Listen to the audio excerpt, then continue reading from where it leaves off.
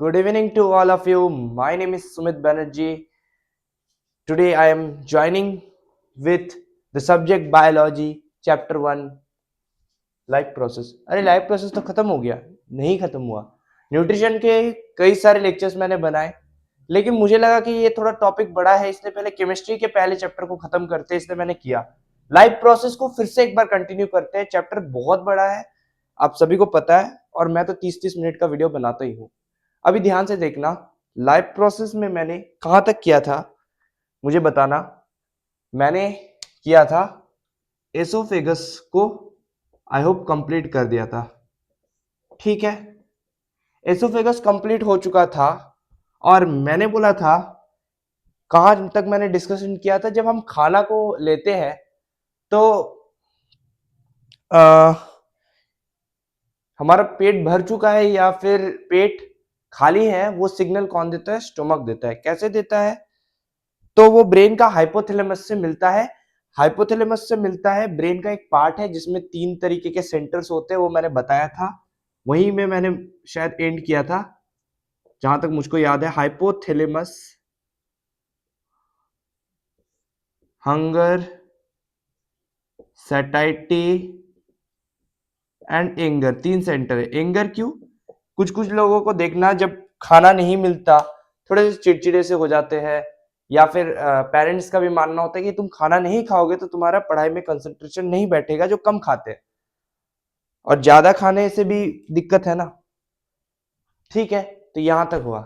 अभी देखो, हम जब ये हमारे मोटर ऑर्गन्स को पता चलता है कि नहीं अब नहीं लेंगे, हमारा पेट भर चुका है, या मोटर ऑर्गन से हमको बोलता है कि ले अब तू खाना खा भाई, अब तेरे पेट में मीन्स तुझे भूख लगना शुरू हो चुका है। अभी देखो, आज का जो टॉपिक हम शुरू करेंगे वो करेंगे किससे?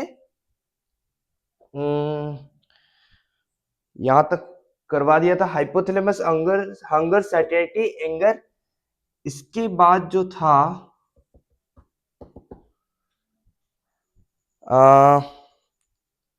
देखो, अच्छा यहां तक आप में से किसी को कोई डाउट था? हंगर सैटिस्फैक्टी एंगर, कोई डाउट नहीं तो? अभी देखो, जब खाने के बीच हम लोग 3 से 4 घंटे का, अगर कोई डाउट होता है तो कमेंट बॉक्स में लिख देना बेझिझक, मैं क्लियर कर दूंगा। कोई भी खाने के मील के बीच में हम 3 से 4 घंटे का गैप रखते हैं कि नहीं? बिल्कुल रखते हैं, इसमें क्या डाउट?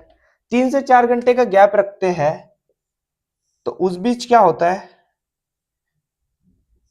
पहले स्टोमक को बना देता हूं, इसका आज यूज है। स्टोमक मैंने पिछले लेक्चर में पूरा कंप्लीट नहीं किया था। स्टोमक पार्ट सब आप लोग खुद से लिख देना। यह है फंडस, यह है बॉडी, क्योंकि मैंने पिछले लेक्चर में बता दिया था। यह है पाइलोरस, पाइलोरस, यह है pyloric, PS, PS pyloric sphincter. ठीक है, यहां पर था कार्डिया स्पिंक्टर। अच्छा देखो, ध्यान से देखना कि 3 से 4 घंटे का गैप होता है एक फुल मील का। ठीक है, अब मान लो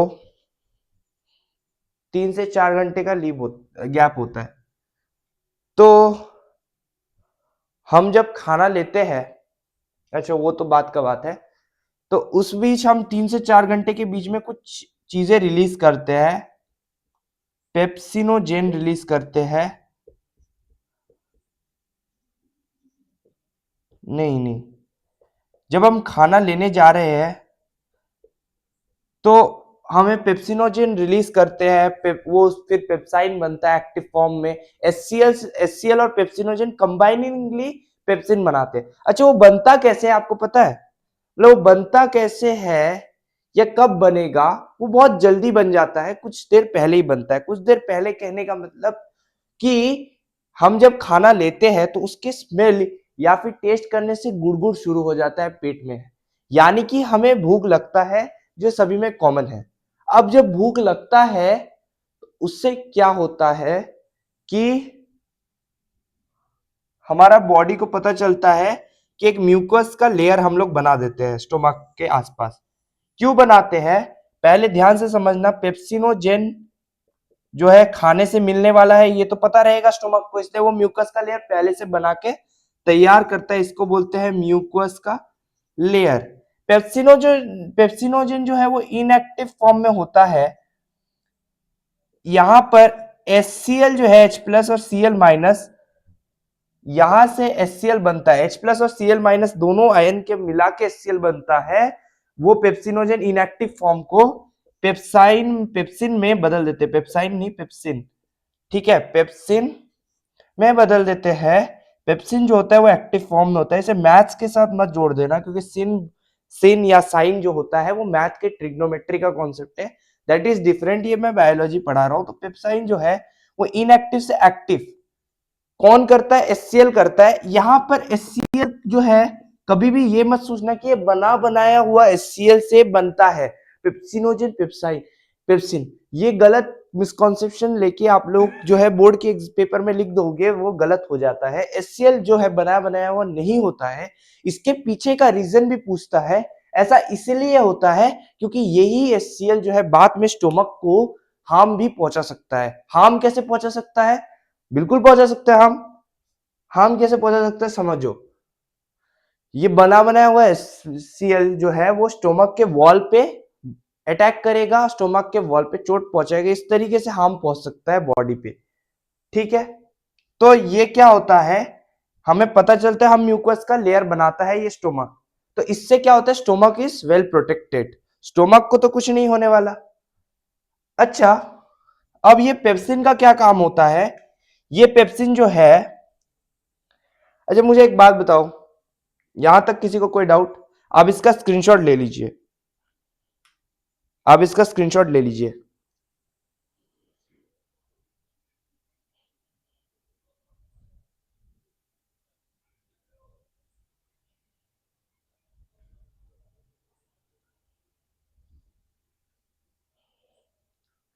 अब ध्यान से देखना, ये जो पेप्सिन होता है एक्टिव पेप्सिन जो है, अच्छा ये जो पेप्सिनोजेन है, पेप्सिन को छोड़ो, पेप्सिन के बारे में बता रहा हूं क्या करता है pepsin mainly.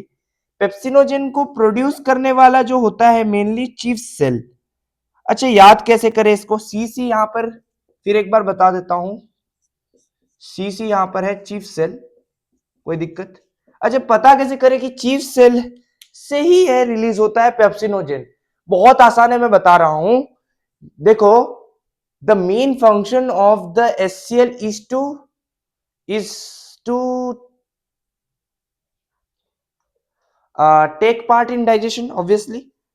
So the main enzyme which helps in digestion is pepsinogen, which is produced by HCl, the chief function. So that is why the pepsinogen is the produced by that chief cell.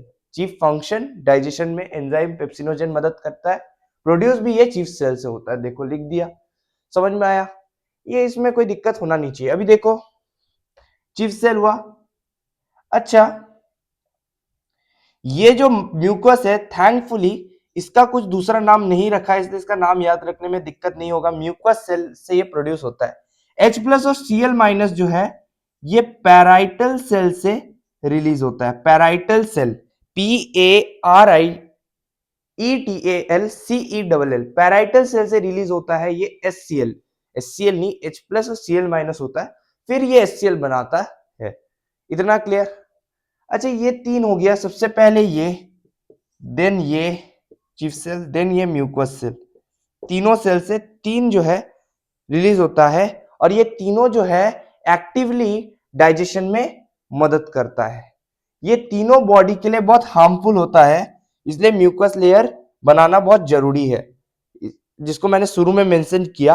अच्छा देखो, mucus layer बनाने के बाद जो खाना है वो small intestine, इसके आगे तो स्मॉल इंटेस्टाइन है, पिछले लेक्चर में बताया था।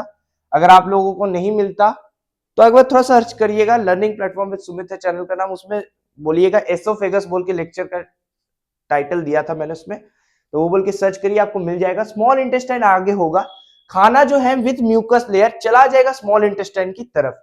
अच्छा मुझे एक बात बताओ, ये 3-4 घंटे बाद म्यूकस लेयर बन जाता है अपने आप। अगर कोई जो है बहुत ही इरेगुलर ईटिंग कर रहा है, मतलब एक ही बार में आधा घंटा 1 घंटे बाद खाना खा रहा है, फुल मील खा ले रहा है एक बार में, इसके वजह से क्या होता है, म्यूकस लेयर जो है रिजुविनेट नहीं कर पाता है।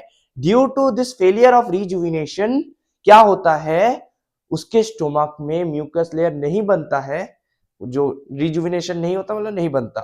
तो इससे क्या होता है, इसके वॉल्स में क्या होता है, किसी टाइप का चोट होता है, मतलब इससे ब्लीडिंग होना शुरू करता है। जैसे हमारे कहीं कट लगता है तो जैसे ब्लीडिंग होता है ना, उस टाइप से घाव हो जाता है। इस जो टर्म है जनरली हम लोग बोलते हैं गैस्ट्रिक अल्सर, गैस्ट्रिक अल्सर बोलते हैं। अगर आप में से किसी को अगर पता हो तो वेरी गुड।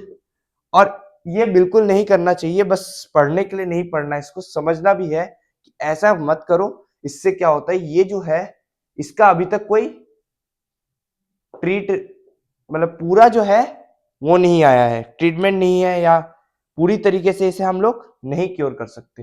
गैस्ट्रिक अल्सर पता समझ में आया। अच्छा, ये जो पेप्सिन का काम होता है, ये प्रोटीन्स को, पेप्सिन जो है ये प्रोटीन्स को, नीचे देखिए, प्रोटीन्स को कुछ तोड़ने में काम करता है। किसमें तोड़ने में काम करता है, प्रोटीन्स को ये तोड़ता है पेप्टाइड्स में। It break the proteins into peptides. कोई बोलेगा amino acid, amino acid is correct. कैसे करेक्ट होता है, कई सारे पेप्टाइड का चेन मिला के एमिनो एसिड बनता है। Amino acid is also helps in the formation of protein, but जो कई सारे पेप्टाइड चेन है वो मिला के एक एमिनो एसिड बनता है। तो देखो एमिनो एसिड जो है वो प्रोटीन में मदद नहीं करता, पेप्टाइड्स मतलब प्रोटीन जो है उसको पेप्टाइड्स में तोड़ता है पेप्सिन। समझ में आया। अच्छा, प्रोटीन डाइजेशन मेनली स्टोमक में होता है, इसको ध्यान रखना। अब आखिरी टॉपिक की ओर बढ़ते हैं। आखिरी topic is the gastric juice. Gastric juice जो है, गैस्ट्रिक जूस जो है उसका पीएच होता है, आपको पता होगा, नहीं पता है तो मैं बता देता हूं। इसका पीएच होता है 1.2 टू 1.5, किसी किसी किताब में 1.8 टू 1.5 टू 1.8 दिया रहेगा, मतलब 1.5 टू 2 दिया रहेगा। दैट इज नॉट गलत। एनसीईआरटी बुक में अगर जो दिया है उसको फॉलो करो, किसी और बुक में दिया है वो भी फॉलो कर सकते हो, गूगल में मत जाना। देखो 2 से ज्यादा नहीं हो सकता, 2 तक ही होगा। देखो ये हो गया पीएच गैस्ट्रिक जूस का, 1.2 टू 1.5। ठीक है। अच्छा, ये जो गैस्ट्रिक जूस है इसके तो दो मेन फंक्शंस है। एक तो ये मेन डाइजेशन तो होगा ही होगा, दूसरा एक और जो फंक्शन है, ये जो पीएच है ये कैसा है, बहुत स्ट्रॉन्ग है, स्ट्रॉन्ग एसिडिक। ये इसको दो चीज में मदद करता है, एक तो डाइजेशन है ही, दूसरा होता है एंटीबैक्टीरियल रेजिस्टेंस। कैसे होता है एंटीबैक्टीरियल रेजिस्टेंस, ये बैक्टीरिया को, ये कुछ जर्म्स को मार देता है। मारने में कौन मदद करता है, मारने में ये पीएच तो मदद करता है, मेनली हम जानते हैं लाइसोजाइम करता है, कुछ लाइपेस करता है। आप लोगों को स्कूल में पढ़ा दिया इसलिए मैं बोल रहा हूं जानते हैं। ठीक है, अगर नहीं भी पढ़ाया हो तो अभी देख लो, बहुत इंपॉर्टेंट चीज बता रहा हूं, इसको एक टाइप से याद ही करना है, याद भी करना है, थोड़ा बहुत समझ लोगे तो खुद के लैंग्वेज में आप लोग लिख सकते हो एग्जाम में। तो लाइपेज लाइसोजाइम, ठीक है, लाइपेज और लाइसोजाइम में ये, लाइसोजाइम का तो फर्स्ट पहले यही करता है, जम्स को मारता है, लेकिन पूरी तरीके से नहीं मारता। पूरी तरीके से कौन मारता है, पूरी तरीके से मारता है, अच्छा इसका स्क्रीनशॉट ले लो फिर मैं आपको एकदम फ्रेश बताऊंगा। बाकी आसान चीजें आपको आई होप समझ में आ रहा होगा। शुरू में थोड़ा सा मैं मिस कर रहा था कहां से स्टार्ट करूं, but now it is clear for me as well as to you. If you have any doubt you can ask to comment box. ठीक है, आई होप आप लोगों ने स्क्रीनशॉट ले लिया होगा। चलिए आगे बढ़ते हैं।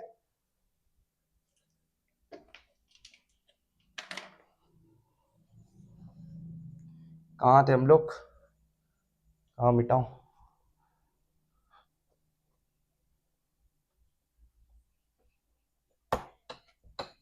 मुझे एक साइड चाहिए तो ज्यादा तो चाहिए नहीं इसके लिए। देखो तो मैं क्या बोल रहा था, मैं बोल रहा था सलाइवा के बारे में। ये देखो लाइपेज और लाइसोजाइम ये तो करता है, लेकिन मेन जो करता है वो है सलाइवा। सलाइवा के पीएच मैंने शायद पिछले लेक्चर में बोला, मुझको याद नहीं, फिर भी मैं बता देता हूँ, 6.8 होता है। ठीक है, 6.8 is the pH of saliva. अच्छा, सलाइवा मेन मदद करता है जम्स को मारने में, ठीक है, जम्स को मारने में। सलाइवा का पीएच होता है 6.8।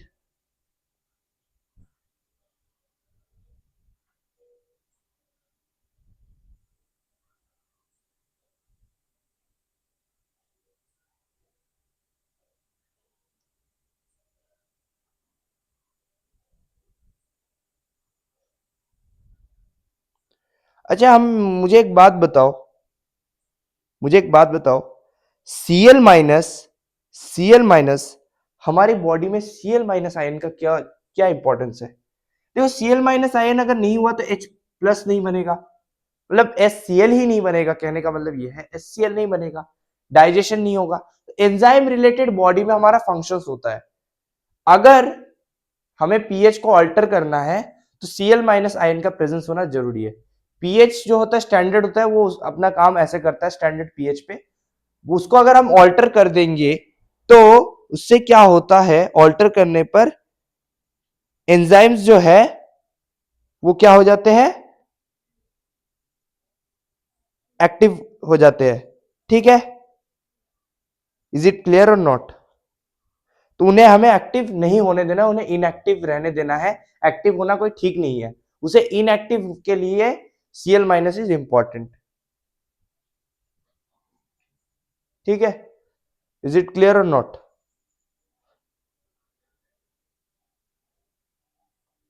अरे एक सेकंड, एक सेकंड, Cl माइनस, हाँ ठीक है, सही बोला। चलिए, इतना क्लियर हुआ। तो यही था सलाइवा का पीएच, याद रखना बहुत जरूरी है, 6.8। और एक का पीएच लिखा है गैस्ट्रिक जूस 1.2 टू 1.5। ठीक है, यहां तक। अब इसका स्क्रीनशॉट ले लीजिए, क्योंकि अब हम एक नए टॉपिक की ओर बढ़ते हैं। अच्छा, मैं एक सवाल आपको दे रहा हूं, आप लोग बताना, nutrient main nutrient digestion main nutrient digestion main nutrient digestion in stomach. ये क्वेश्चन तो हुआ नहीं, एक लाइन हो गया। ये एक बहुत इंपॉर्टेंट चीज है, क्वेश्चन के फॉर्म में बन जाता है कि विच न्यूट्रिएंट और इन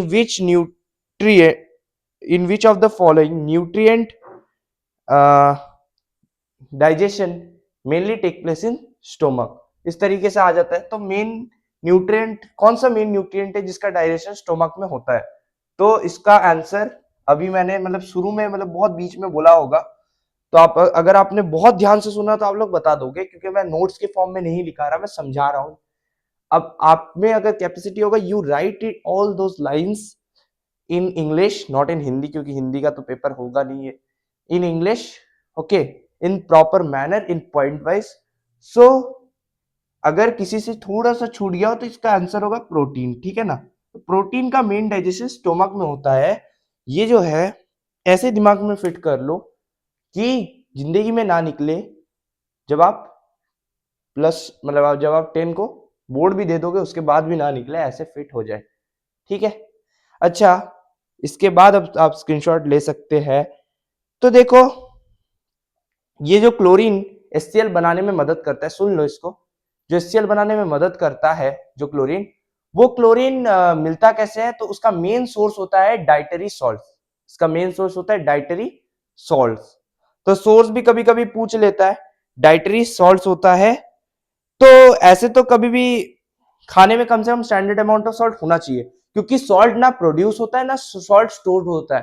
तो सॉल्ट मिलेगा कहां से? NaCl ही तो होता है ना, तो वो मिलता है हमारे इनटेक से। स्टैंडर्ड अमाउंट ऑफ सॉल्ट खाने में होना ही होना चाहिए। अब आप स्क्रीनशॉट ले लीजिए, क्योंकि अब हम एक नए टॉपिक को शुरू करने वाले हैं, स्मॉल इंटेस्टाइन। ये जो है स्टोमक इज कंप्लीटली, मतलब completed. If you have any doubt you can ask in comment box freely. So देखो,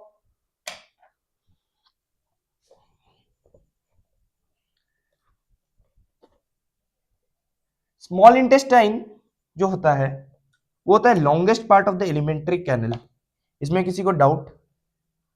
longest part of alimentary canal, तो मैं ये बात हवा में बोल रहा हूं? बिल्कुल नहीं, ये मैं सोर्स देख के बता रहा हूं। और ऐसा होता भी है कि जो आपका जो स्मॉल इंटेस्टाइन है, दैट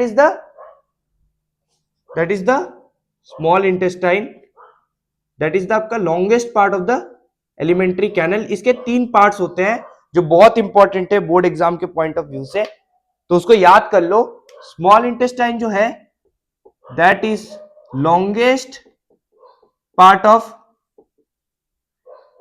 एसी। एसी मतलब ये वो वाला एसी नहीं है जो ठंडा हवा देता है, बिल्कुल मत सोचना, दैट इज रॉन्ग कंसेप्शन, ठीक है। एसी जो है यहाँ पर एलिमेंट्री कैनल है, जिसके बारे में बहुत अच्छे से मैंने बता दिया था। एलिमेंट्री कैनल में स्मॉल इंटेस्टाइन एक पार्ट है, उस तो लॉन्गेस्ट पार्ट होता है एलिमेंट्री कैनल के। इसके 3 पार्ट्स होते हैं, ऐसे याद कर लो जैसे कि अभी जैसे बोला 10 के बाद भी ना निकले, ठीक है। अब वो आप लोग सोचो कैसे करना है। Duodenum, jejunum, ileum. अच्छा, एक न्यूमोनिक्स मैं देता हूं आप लोगों को, इससे आपको कैसा होगा, इससे आपको आसान होगा याद करने में। देखो, इलियम, इलियम, देखो एक शब्द आपने इंग्लिश का शब्द सुना है, डिग। डिग यानी कि कुछ डिग करते हैं ना। अब इस जी को हटा के जे कर दो, याद रहेगा, ठीक है। तो इस तरीके से आप याद रख सकते हो डिज, D for duodenum, I for ileum, J for jejunum. अच्छा, डुओडेनम जो होता है it is the smallest one, largest मत लिखना। लॉन्गेस्ट जो होता है, लार्जेस्ट भी नहीं बोलते इसको, लॉन्गेस्ट बोलते हैं, longest one is the ilium, ठीक है। स्मॉल इंटेस्टाइन का लेंथ कौन बताएगा, मैं नहीं बताऊंगा, आप लोग खुद खोज के लिखने का ट्राई करिए। अगर फंसते हैं तो मुझसे हेल्प ले लेना, ठीक है। Comment box is there. So duodenum is the smallest one, then the jejunum, then the ileum, it is the longest one, ठीक है। यहां तक सही है।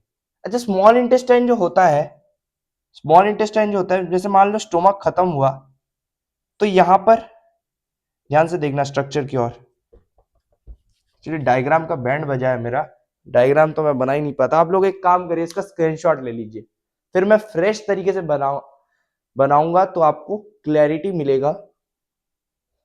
क्लैरिटी होना बहुत जरूरी है। ओके, तो चलिए, जिनसे छूट गया वो लोग पीछे कर लीजिए, ठीक है। देखो, ये वाला याद करके लिख लेना लेंथ, ठीक है ना। अब देखो,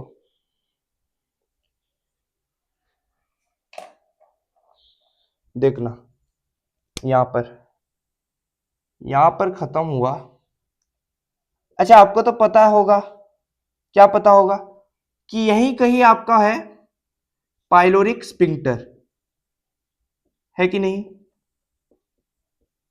बताया था पिछले लेक्चर में स्पिंक्टर क्या होता है, पाइलोरिक स्पिंक्टर होता है, उसके बाद स्मॉल इंटेस्टाइन शुरू होता है। अच्छा, स्मॉल इंटेस्टाइन शुरू तो होता है, शुरू होते ही शुरू होते ही इसमें कुछ कॉइल लाइक स्ट्रक्चर बनता है,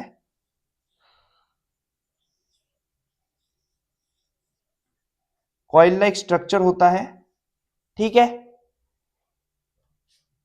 देखो कहा क्या होता है मैं बता देता हूं, एकदम एंड में होता है इलियम, बीच में होता है जिजुनम, और सबसे ऊपर होता है डुओडेनम। मतलब जस्ट पाइलोरिक स्फिंक्टर एंड हुआ, डुओडेनम स्टार्ट हुआ। अच्छा, डुओडेनम में ही मेन सिक्रीशन होता है, कहने का मतलब है। अच्छा, सिक्रीशन क्या किसमें क्या होता है, जैसे गॉल ब्लैडर है, गॉल ब्लैडर पता है, कई सारों का जब स्टोन होता है तो गॉल ब्लैडर का कुछ ऑपरेशन होता है। गॉल ब्लैडर इस मींस इसमें क्या होता है, बाइल जूस नामक एक जूस होता है, वो स्टोर होता है। किसको पता है, किसको नहीं पता है, पहले ये बताओ किसको पता है, मैं नहीं बोलूंगा किसको नहीं पता है। नहीं पता तो सीपीयू में प्रॉब्लम है। क्यों मैं बता रहा हूं ये चीज, तो ये चीज मतलब मैं बता रहा हूं किसी के लिए नया नहीं होगा। ये बाइल जूस गॉल ब्लैडर में स्टोर हो रहा है, किसी के लिए नया नहीं होगा। क्यों मैं बता रहा हूं, इस 6-7 में पढ़े हो, बाइल जूस जो है वो रिलीज किससे होता है, वो लीवर से रिलीज होता है, यहां तक कोई दिक्कत।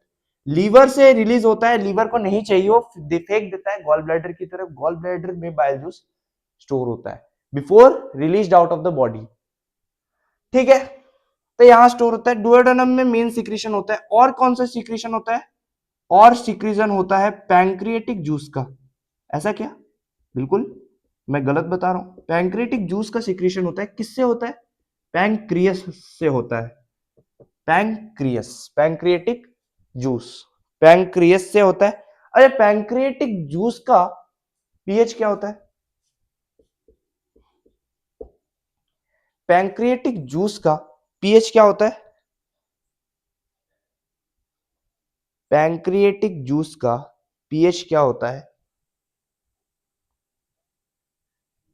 सलाइवा को तो बताया, पैंक्रियाटिक जूस का पीएच क्या होता है।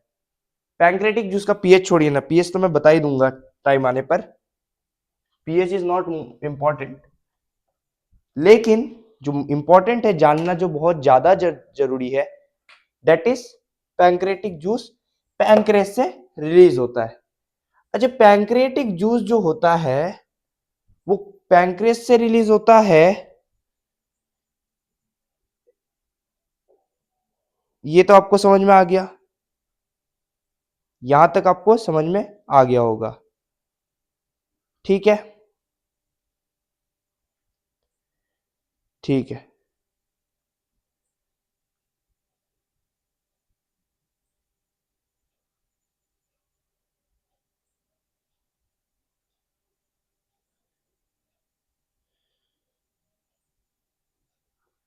अच्छा, ये दोनों सीक्रेशन होता है, पहला ये, दूसरा ये।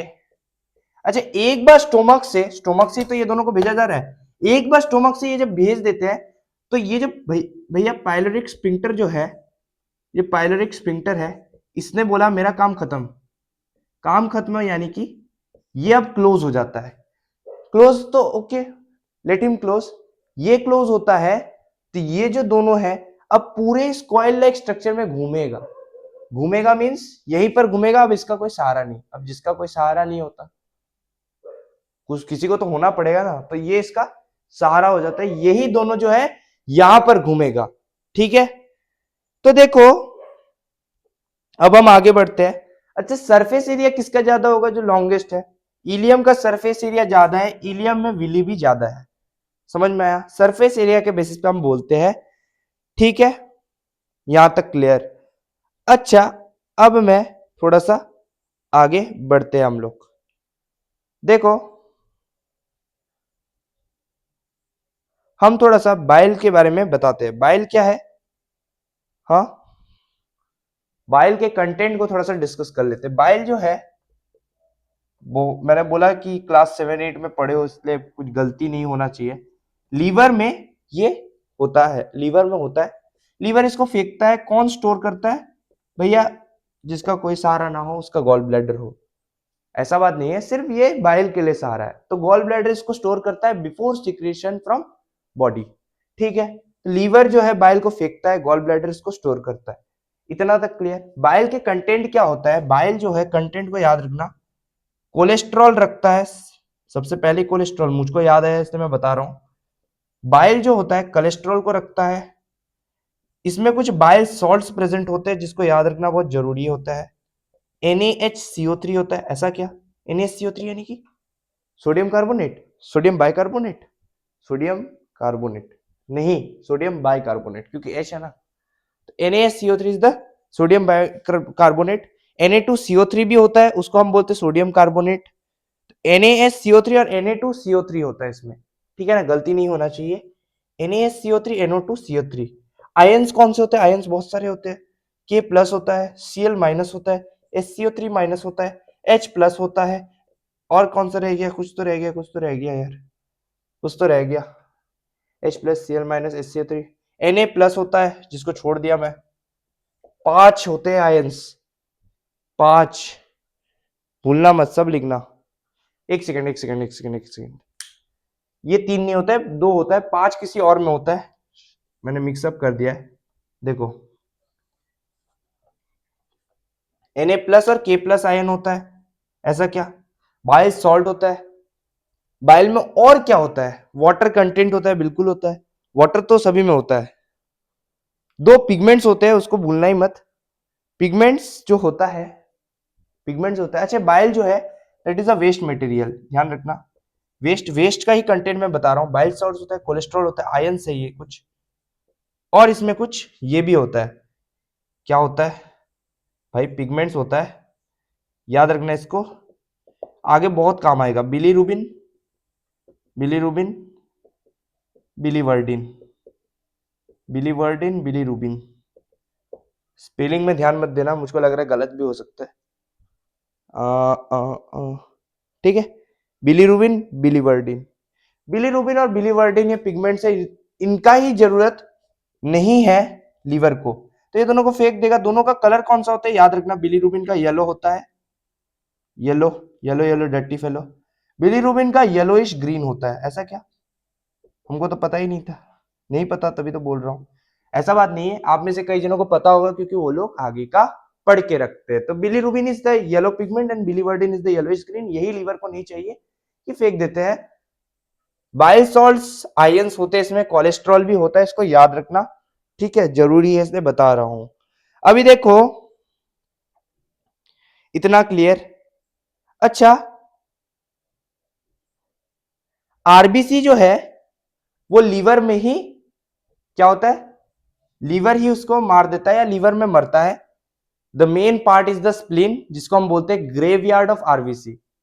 कभी कभी बोर्ड में एमसीक्यू में पूछता है हु इज द या which part of the liver, which part is known as graveyard. Graveyard, graveyard बोलते हैं ना, इसके लिए ग्रेवयार्ड खोद दिया।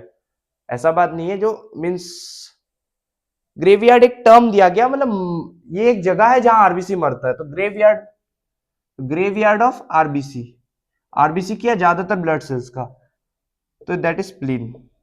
ठीक है, इसको मतलब एकदम याद कर लेना, याद कर लेना, ठीक है। तो वो भी एक है। अच्छा, जिसका डाइजेशन होता है, बाकी जो अनडाइजेस्टेड वगैरह है वो सब इलियम के थ्रू बाहर निकल जाते हैं, ये तो पता है कि नहीं? अनडाइजेस्टेड और the faecal matter is thrown out through ileum. Ileum का सरफेस एरिया ज्यादा होता है, वहां पर विली भी ज्यादा होता है। इसको एकदम दिमाग में फिट कर लो। यहां तक किसी को अगर कोई डाउट है या कंफ्यूजन है तो कमेंट बॉक्स पे लिख सकता है। अभी के लिए आप लोग क्या कर लीजिए, इसका स्क्रीनशॉट ले लीजिए, ठीक है, ओके।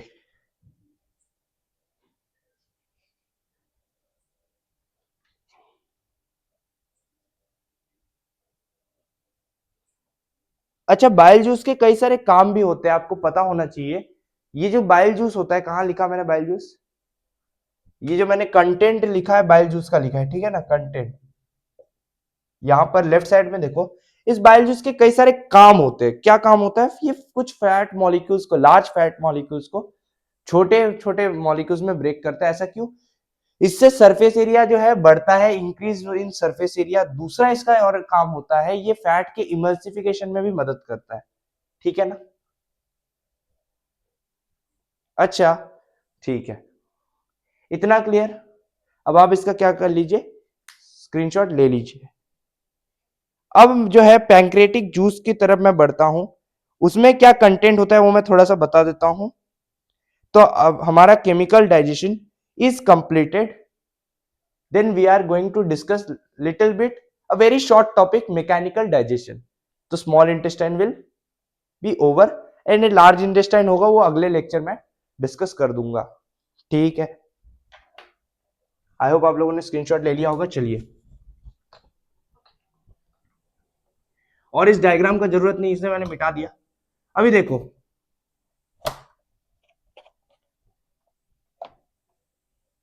देखो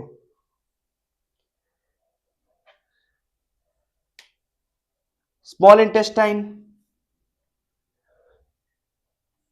स्मॉल इंटेस्टाइन। अच्छा, इसमें आता है पैंक्रियाटिक जूस, जिसके बारे में भी बताया। पैंक्रियाटिक जूस जो होता है, अरे भैया, पैंक्रियाटिक जूस जो होता है, basically this pancreatic juice, pancreatic juice का पीएच कितना होता है? 7.4 to 7.8, ऐसा क्या? मुझको तो पता ही नहीं था। अरे मुझको पता है तभी तो मैं बता रहा हूँ, क्या बात करते हो। ठीक है, पीएच जो है वो है 7.4 टू 7.8। क्या मैं इसको क्या कह सकता हूँ, स्ट्रॉन्ग बेसिक? बिल्कुल नहीं, स्लाइटली बेसिक, क्योंकि जस्ट 7 को पार किया, अभी तक 8 भी पार नहीं किया। It can be basic but it is slightly basic. ठीक है, इतना क्लियर। अच्छा, पैंक्रेटिक जूस के कंटेंट जो है बहुत इंपॉर्टेंट है, जैसे ट्रिप्सिन, ये इसमें क्या होता है, protein, protein digesting. Trypsin is protein digesting. Pancreatic lipase, pancreatic lipase, trypsin, pancreatic lipase is fat, और एक है ट्रिप्सिन पैंक्रियाटिक लाइपेज, ये फैट, और ये वाला कार्बोहाइड्रेट, कार्बो, कार्बो बोलते हैं हम लोग शॉर्ट फॉर्म में, carbohydrate. Trypsin pancreatic lipase, pancreatic amylase, amylase ही होगा ऑब्वियसली। ठीक है, अच्छा यहां पर ये जो तीनों प्रोड्यूस हो रहा है वो इंटेस्टिनल जूस भी करता है। इंटेस्टिनल जूस क्या होता है, जो स्मॉल इंटेस्टाइन या लार्ज इंटेस्टाइन से प्रोड्यूस हो रहे हो वैसे जूस को इंटेस्टिनल बोलते हैं। जैसे पैंक्रियास से रिलीज हो रहे हैं जूस को पैंक्रेटिक जूस बोलते हैं। फिर स्टोमक एक गैस्ट्रिक ग्लैंड है, उससे गैस्ट्रिक ग्लैंड है, तो उससे रिलीज जो हो रहा है वो जूस को हम बोलते हैं गैस्ट्रिक जूस। तो ये तीन जूस जो है मैंने बताया किससे रिलीज होता है, उसके बेसिस पे उसका नाम हम देते हैं। पैंक्रेटिक जूस जो है उसमें ट्रिप्सिन, पैंक्रेटिक लाइपेज, एमाइलेस है। अच्छा, यही तीन जो है प्रोटीन, फैट, कार्बोहाइड्रेट, वो जो है उस टाइप से एंजाइम कहां बनता है, इंटेस्टिनल जूस में बनता है। इंटेस्टिनल जूस का पीएच भी वेरी इंपॉर्टेंट, IJUC, इसको आप लोग पूरा लिखना आई को, इंटेस्टिनल जूस। इसका पीएच क्या होता है, इसका इसका पीएच जो है 7.8 टू 8.2 होता है, 7.8 टू 8.2 होता है। अच्छा, इसके पीएच का क्या रोल होता है, इन दोनों का मैं बता रहा हूं कंबाइनिंगली। पैंक्रेटिक जूस और इंटेस्टिनल जूस के पीएच का कंबाइनिंगली काम होता है, it neutralise the effect of acid. ज्यादा एसिड तो इसको चाहिए नहीं ना इंटेस्टाइन को, तो it neutralises the effect of the acid. Is it clear or not, is it clear or not?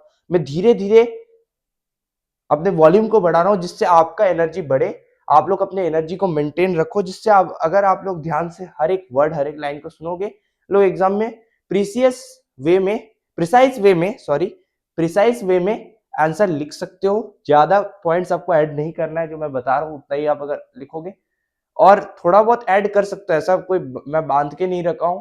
आप जैसे पढ़ते हो उस हिसाब से अगर आप पॉइंट ऐड करते हो तो दैट इज वेरी गुड। थोड़ा बहुत इसका, इस लेक्चर्स का हेल्प ले सकते हो। ठीक है, कोई दिक्कत बिल्कुल नहीं। तो ये दोनों क्या करते हैं, न्यूट्रलाइज करते हैं इफेक्ट ऑफ एसिड को। ज्यादा एसिड नहीं चाहिए, एसिड से दूर रहना है। ठीक है, तो ये हो गया इतना। इसके बाद क्या है, इसके बाद यहां तक केमिकल डाइजेशन खत्म। केमिकल डाइजेशन को हमने बोल दिया टाटा बाय बाय, यानी कि अच्छा चलता हूं, दुआओं में याद रखना।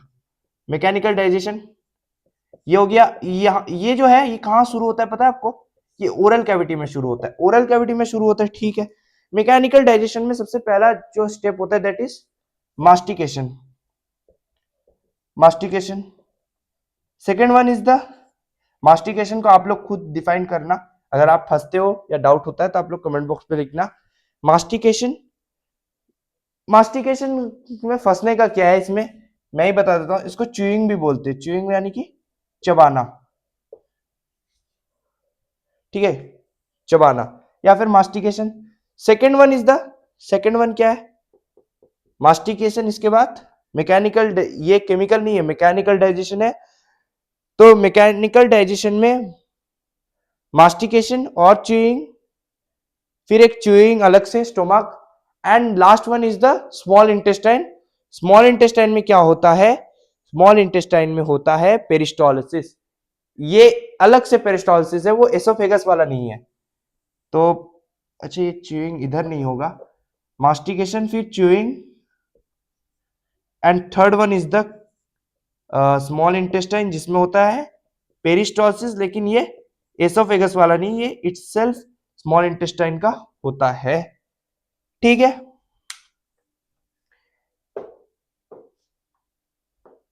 ये हो गया मैकेनिकल डाइजेशन में, यहाँ कोई डाउट? केमिकल डाइजेशन में कोई डाउट? स्मॉल इंटेस्टाइन, स्टोमक, सब बता दिया उसके पार्ट्स। अगर कौन सा नहीं है तो उसको हाईलाइट करके आप लोग आंसर देना एमसीक्यू में। कोई भी एमसीक्यू यहां से पूछ ले, अगर आपने हर एक वर्ड को सुना है तो आप आराम से दे दोगे, ठीक है। अब समझिए मेरे बात को। अब एक लार्ज इंटेस्टाइन रह गया है टॉपिक, कुछ लिखा दूंगा। क्या लिखा दूंगा? कुछ फंक्शंस लीवर का कोशिश करूंगा अगले लेक्चर में, या फिर जो है क्या बोलते हैं आपका लीवर का, वो तो रह गया, वो लिखा दूंगा। ऊपर से जो सभी का जो कंटेंट है बता दूंगा, बाइल जूस, गैस्ट्रिक जूस से थोड़ा अच्छे से प्रिसाइज वे में आपको लिखवा के दूंगा। आप लोग जो है अपने कॉपी में नोट कर सकते हो उसको। अगले लेक्चर तक वो सब हो जाएगा, कोशिश करूंगा, वरना और 2 लग जाएंगे, ठीक है। न्यूट्रिशन खत्म होने के बाद रेस्पिरेशन जो है उसको भी मैं कंप्लीट करने का कोशिश करूंगा। बताया नहीं जा सकता क्योंकि और भी चैप्टर्स है, वो भी मेरे को डिस्कस करना है। लेकिन आप लोग अच्छे से पढ़िए, हर दिन 10 से 20 एमसीक्यूज का स्ट्रेटेजी रखिए, उसको प्रैक्टिस करिए जो लेक्चर मैं बनवा रहा हूँ। बायोलॉजी आज लाइव प्रोसेस से करना, 10 से 20 एमसीक्यूज करोगे तो बोर्ड के लिए आप लोग तैयार हो जाओगे। बाकी अच्छे से मेहनत करिए। कोई भी डाउट हो तो कमेंट बॉक्स में लिखना, मैं हूं आप लोगों के साथ। फिर मिलते हैं नेक्स्ट लेक्चर में। Bye bye.